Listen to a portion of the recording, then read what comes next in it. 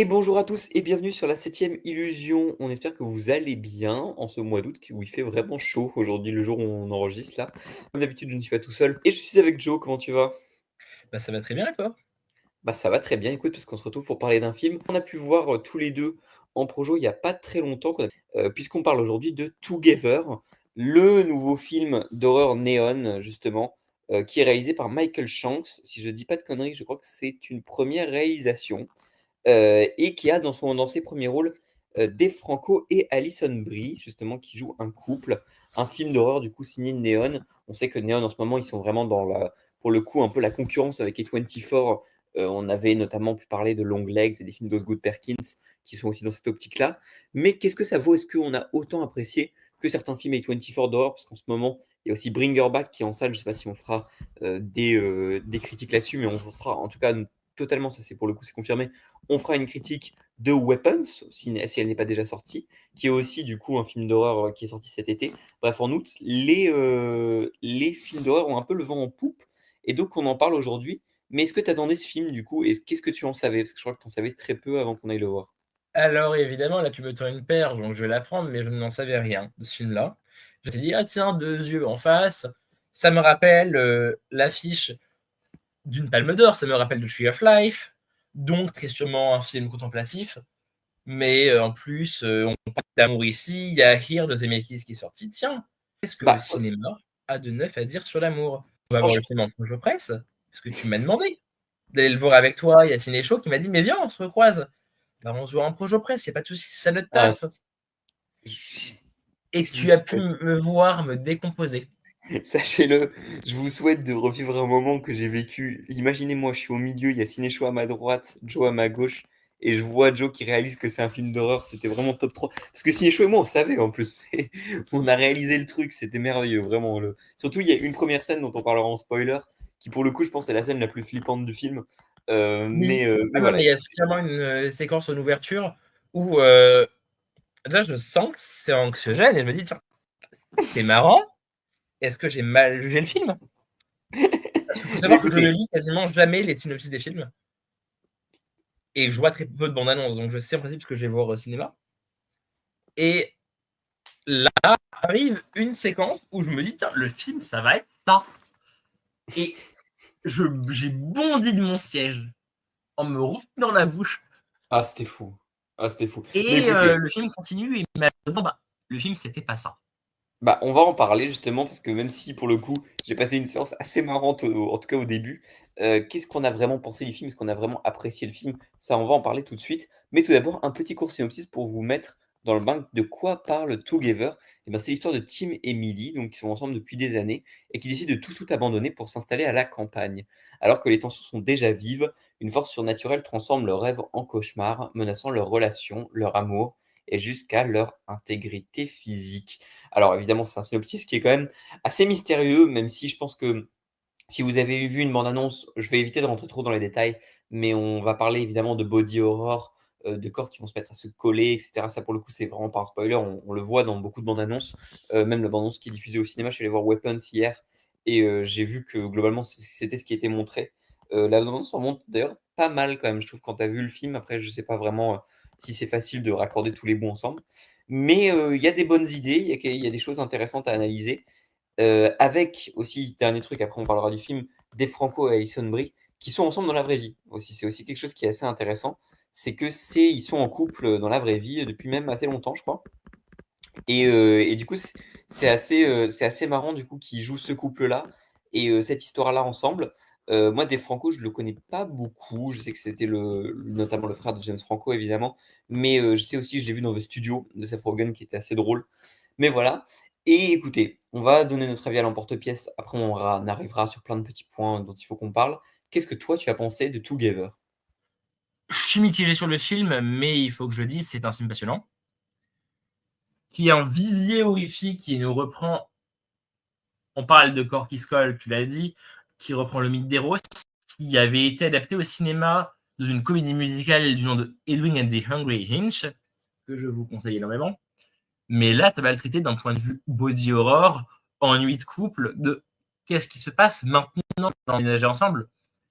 Qu'est-ce que c'est ce grand pas en amour? Et on voit bien que Dave Franco n'aime pas forcément sa femme. Vraiment, ce couple, c'est un film qui m'a fait détester l'envie d'être en couple. Et même de revoir des gens, maintenant j'en ai peur. Même parce que son casting est bon. Dave Franco, tu l'as déjà vu, toi, parce qu'il a joué dans Love Lies Bleeding. Oui, et en plus, oui, c'est vrai, oui, je suis con, effectivement. Dans Insaisissable de John M. Chu, un réalisateur qu'on aime beaucoup dans La Simillusion. Ah, on adore John M. Chu. Et Super. dans The Disaster Artist. Alison Brie, je la connaissais beaucoup moins. Je l'avais vu que dans les Scream, Disaster Artist également, Promising Young Woman. Mais en fait, Mais là, encore une fois, c'est trop. C'est en même temps un film qui est trop cartoon sur son mythe et qui est trop drastique. On ne peut pas mélanger des grosses séquences de body horror devant ces séquences de corps qui se mélangent. Et d'un autre côté, le film ne sait pas le raccorder à son histoire. On a un mélange entre un film de plateforme quasiment. Question de voir un film Netflix qui se prend pas forcément au sérieux, mais une fois qu'il rentre dans ces scènes horrifiques, le réalisateur part, il y en a un autre qui arrive, et ces séquences-là sont vachement bien. Et après, il repart. Et après, c'était de nouveau un film banal. Vraiment, j'ai l'impression que Coralie Farja réalise les séquences de couple qui se mélangent, que Michael Shanks va réaliser ces séquences d'histoire, et qu'après, on a Mathieu Turi qui vient avec Méandre et avec Gueule Noire qui nous réalise des séquences de grotte. Plein d'atmosphères qu'on a vu dans le cinéma d'horreur, mais qui ne marchent pas. bah, je suis assez en accord avec toi sur Together, je pense qu'on sera assez d'accord. C'est un film où, pour le coup, qui a quand même, malgré le fait que, effectivement, je pense que je suis très mitigé et le film m'a un peu déçu, je pense que c'est un film que j'ai quand même revu un peu à la hausse. C'est-à-dire que c'est un film où je pense que je suis sorti le moins conquis des trois, pour le coup, on va dire, entre nous trois. J'étais vraiment le plus méchant avec le film. Et en fait, quand j'y réfléchi, on l'a dit, c'est un premier film. Et je trouve que c'est un film qui peut avoir tous les défauts et toutes les qualités d'un premier film. C'est-à-dire que c'est un film qui a quand même des idées de body horror qui sont intéressantes. Une métaphore, évidemment, qui est très classique, mais qui est assez intéressante à exploiter et qui est toujours assez ludique, en fait, dans l'horreur à exploiter. En revanche, c'est un film, des fois, qui a des problèmes de ton. En fait, c'est surtout ça que je trouve. Et son plus gros problème, c'est que c'est un film, des fois, qui veut passer dans une sorte de comédie très humour noir, qui en même temps veut faire un côté très. Comment dire, qui veut faire un côté très anxiogène, mais en même temps très humour noir. Et je trouve que le film est toujours mieux quand il marche dans cette espèce d'aspect euh, romance oppressive qui marche vraiment. Les meilleures scènes du film sont d'ailleurs celles dans la maison où les personnages sont isolés. Et notamment la scène d'intro, moi je trouve que il y a tout un truc qui est intéressant autour du jugement de l'autre, de la manière de concevoir l'autre, comment tu De l'imagines. quelle intro tu parles? Et... Pardon. Il y en a deux des intros dans le film. Il y a l'intro du film et l'intro des personnages. Bah, justement, ce que j'allais dire, c'est que la première intro marche vraiment bien pour mettre en contexte, et avec notamment tout ce qui tourne autour d'un chien, on en parlera plus en spoiler, tout ce truc autour du jugement des autres et du regard des autres, avec cette scène du lit, voilà, qui est pour le coup, moi, c'est la scène qui m'a fait le plus peur du film. Ça marche vraiment bien. Mais je trouve que le film a du mal à s'assumer pleinement en tant que film d'horreur, en fait. Il a un truc où, des fois, il décide de délaisser ça. Et je trouve qu'il y a un gros ventre mou en plein milieu du film, notamment tout ce qui se passe autour de l'école, ou quoi, je pense que tu vois de quoi je veux parler. J'ai du mal à ressentir vraiment une sorte de tension autour de ce truc-là. Et le film me rechoppe sur certaines scènes. Il y a une scène autour de chambre, on va dire. J'essaye de rester très vague hein, pour pas raconter tout le truc. Le problème, c'est que le film arrive à me tenir en suspens sur certaines scènes, mais je trouve que par contre le reveal marche pas. En fait, bah, j'avais déjà deviné le reveal, mais je trouve que le reveal fait très pauvre et au final, tu as l'impression que c'est un truc qui a été imposé, qui en fait que c'est un film finalement très classique. Mais j'ai pas envie de jeter ce film en fait avec l'eau du bain parce que je sens que c'est une première réalisation, je sens qu'il y a beaucoup de défauts. C'est un film quand même où je lui mets la moyenne parce que je trouve que c'est quand même un film qui a des moments de bravoure qui sont assez intéressants. Cependant, je trouve que voilà, c'est perfectible. Il n'y a pas tout de. Vraiment, la plupart des choses ne sont pas très réussies. Mais je sens que sur un deuxième, voire un troisième film, Michael Shanks peut vraiment se développer et devenir un cinéaste qui peut être vraiment intéressant. Ben, c'est là où je veux arriver, parce que, évidemment, les scènes de la maison sont passionnantes, mais en même temps, le film l'est, comme tu le dis. Tu parles de l'intro de personnage dans une maison, et dans un lit notamment. C'est là où le film est intéressant, parce que c'est un film qui te dit, je vais traiter du regard de l'autre. Jusqu'à un moment où le film n'a plus rien à dire. Et je dis, maintenant, je suis un film d'horreur à la malédiction, à la chose. Tu sors un mythe, tu invoques du mythologique, et tu les ramènes dans une grotte. Je dis, est-ce qu'ils vont parler des films d'infection maintenant? Peut-être, on te laisse en suspens. Et après, tu as un personnage qui vient te sortir du film et te dire, en fait, c'est ça le film. Oui, mais le film se réinvente tellement, et une fois qu'on y est, soit ça va donner des séquences qui sont glaçantes, pour le coup, va se mélanger dans des lieux pas fait pour. Je pense à une séquence dans les toilettes qui est horrible à regarder. Bah, c'est marrant parce que tu vois, moi, je trouve que j'ai ressenti sur cette scène-là, j'ai ressenti du malaise, mais dans le mauvais sens du terme. C'est-à-dire que j'ai eu l'impression que juste le film voulait être un peu foutre un malaise, mais ça marchait pas vraiment, en fait. Je trouve que tu as plus un truc de c'est pas très intelligent, c'est pas très malin, et je trouve pas ça après je demandais pas au film d'être subtil, mais je trouve pas ça très subtil. Là où, une scène avec justement ces corps qui vont commencer à s'attirer dans le début du 3e acte, ça je trouve que ça commence à être vraiment intéressant quand le film commence à avoir des dégâts physiques, où les personnages commencent à parler. Mais évidemment, il y a une espèce de touche d'humour qui vient des fois Mais un je ne peu la vois pas, gêner. toujours. Il y en a tout le temps, hein, de Ah l'humour. non. Ah si, attends, Ah, le film n'est que mal-être. il y a une scène avec un cutter et un truc où il faut couper quelque chose, et où à un moment Alors donné, un oui, truc est alors interrompu. vraiment, la scène avec le cutter, c'est une scène qui est liée à un personnage qui est justement spectateur de l'histoire. C'est un personnage que je trouve en trop. Mais c'est un personnage qui est très bien interprété, mais c'est un personnage qui est en trop. Et donc non, c'est pas de l'humour. C'est pas voulu. Drôle en tout cas. Bah si, pour moi le film a un espèce de truc d'humour noir la plupart du temps. C'est un peu ça mon problème aussi, c'est que je trouve que c'est comme ce que tu as dit, c'est que le film a un truc, c'est qu'il a des idées, en fait notamment sur le regard de l'autre, et à un moment donné je trouve qu'il a tellement d'idées, soit il a tellement d'idées, soit il a moins de choses à dire sur certaines choses que d'autres. Et là où il m'intéresse en fait, c'est quand il prend des petites idées, mais il les prend 5 minutes et il les développe jamais. Et il y a un truc qui est frustrant par rapport au film, c'est que le film est bon sur certains aspects, mais il n'arrive pas à être concis. En fait, il veut raconter tellement de choses que aucune partie de ce qu'il veut raconter, que ce soit le regard de l'autre, vivre en couple, avoir une vision en fait de qu'est-ce que c'est l'autre, qu'est-ce que c'est compléter l'autre au sens figuratif comme littéral du terme dans ce film-là. Il y a quelque chose qui est pas assez développé dans chaque angle, et je trouve que c'est un film où tu sens que il avait beaucoup de choses à dire. Normal, c'est un premier film, mais tu sens qu'il n'arrive pas à développer certaines choses, et donc tu es frustré parce qu'il y a des choses qui manquent. Et même en termes de mise en scène, des fois il va tenter de faire des plans travelling qui peuvent vraiment bien marcher, mais des fois il va passer sur des trucs complètement différents, et donc l'ensemble va être très hétérogène en fait. Tu vas avoir un problème avec ça, et c'est pour ça que ça me frustre, c'est que c'est un film qui est très hétérogène et donc qui a du mal à vraiment se développer sur aucun aspect, et qui en même temps, je trouve, est assez prometteur pour la suite de la carrière du réalisateur parce que tu sens qu'il veut se développer sur plein d'aspects. Et que là, du coup, sur un film plus développé et plus, disons, abouti, ça peut donner quelque chose qui peut être bien supérieur.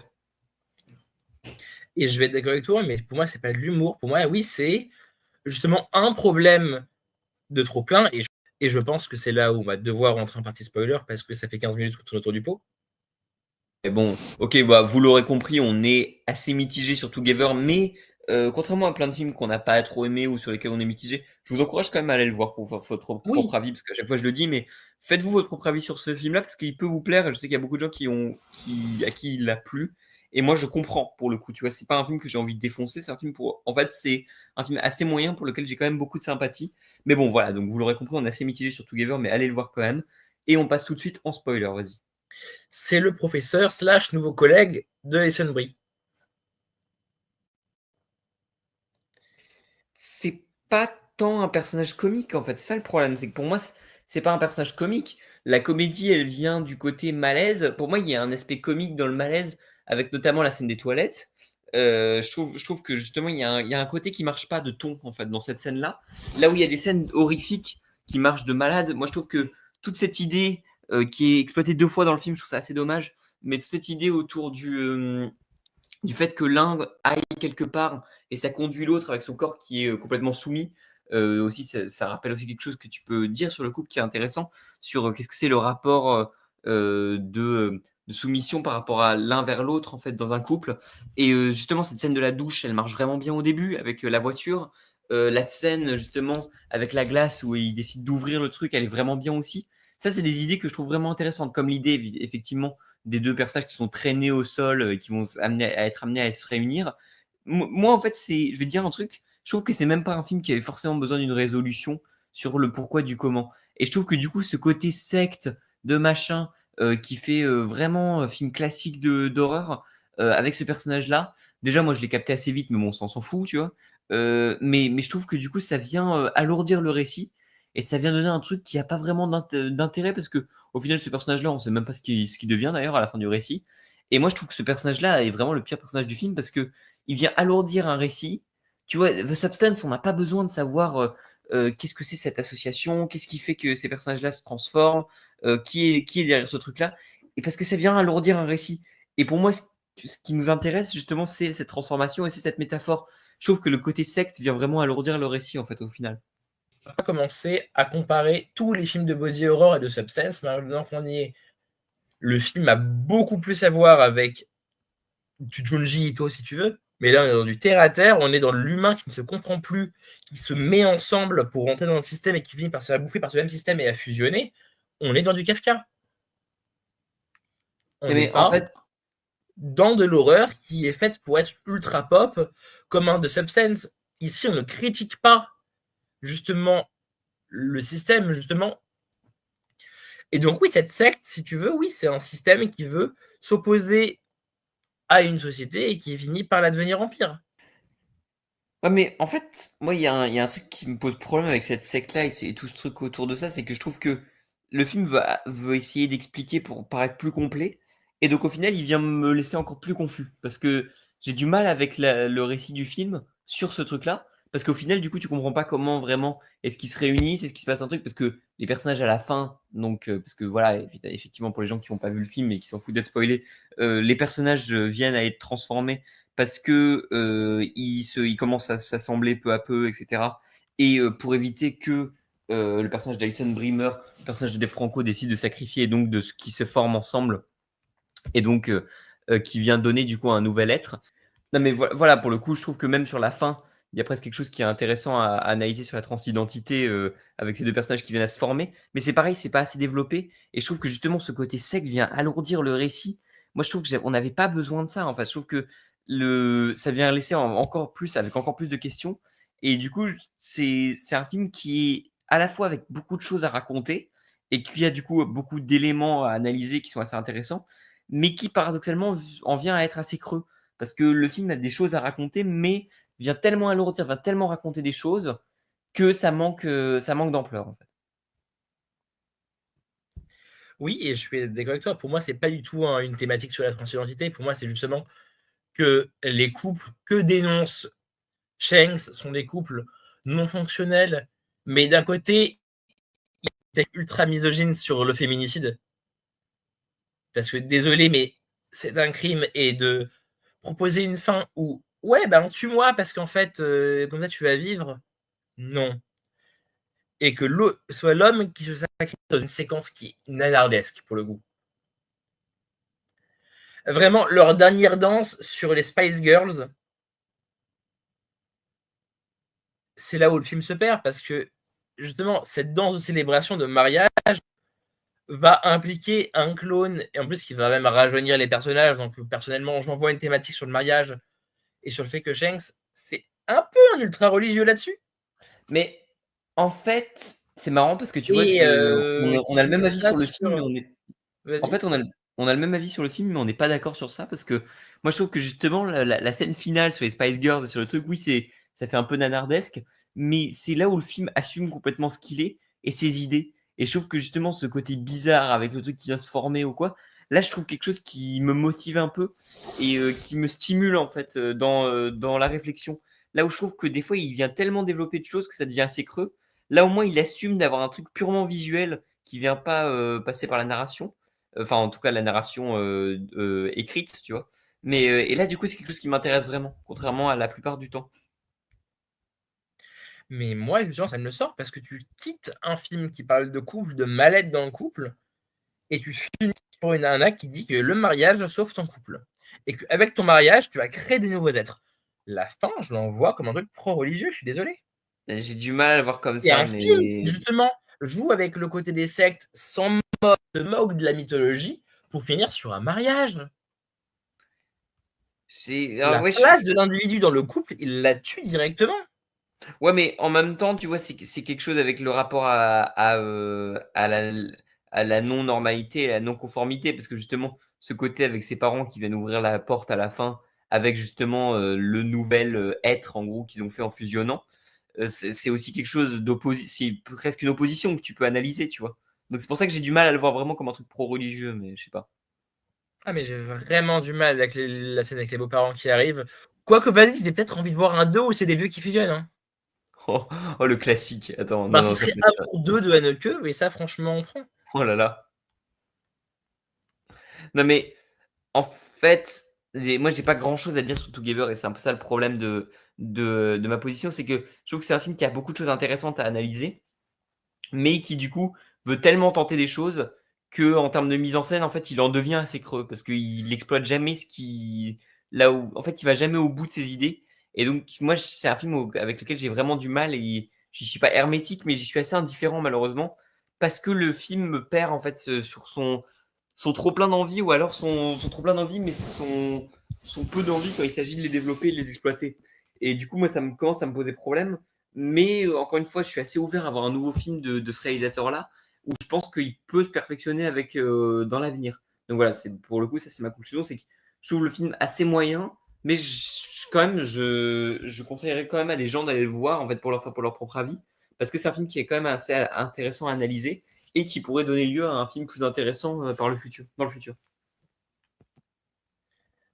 Et je vais être d'accord avec toi, mais c'est passionnant, c'est un vivier de cinéma et ça fait longtemps que j'ai pas dit ça. C'est un film qui grouille d'idées, qui grouille d'horreur. Mais vraiment, allez le voir.